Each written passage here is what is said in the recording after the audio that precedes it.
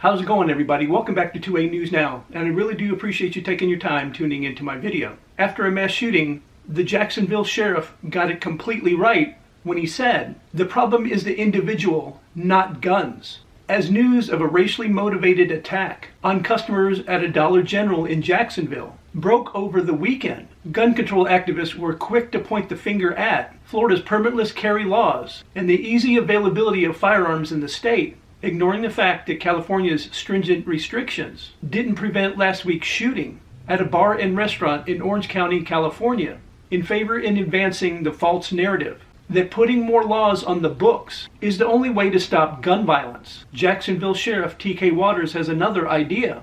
Instead of blaming the inanimate object or the state's gun laws, Waters put the blame squarely on the cowardly individual who pulled the trigger. I'm going to play a 40-second clip from the sheriff's news conference, and you can see for yourself what the sheriff actually said. Well, we have to stop people that have bad intentions. Guns, the story is always about guns. The people are bad. This guy's a bad guy.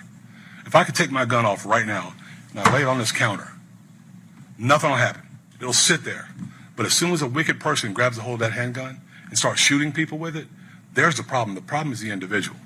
Now, guns are a tool that people use to do horrible things.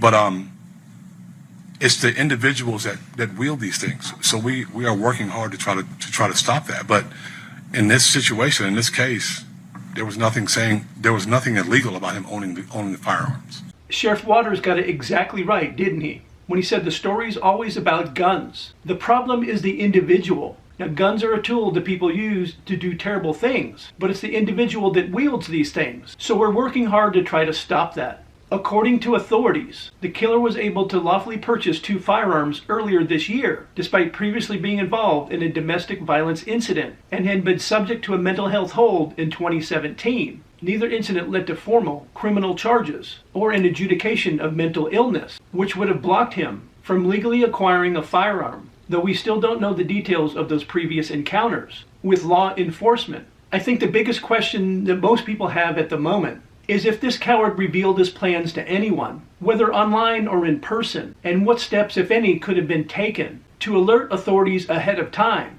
The investigation has already determined that the killer first went to the campus of Edward Waters University, which is a predominantly black college, before he was spotted by a security guard, and drove away before arriving at the Dollar General.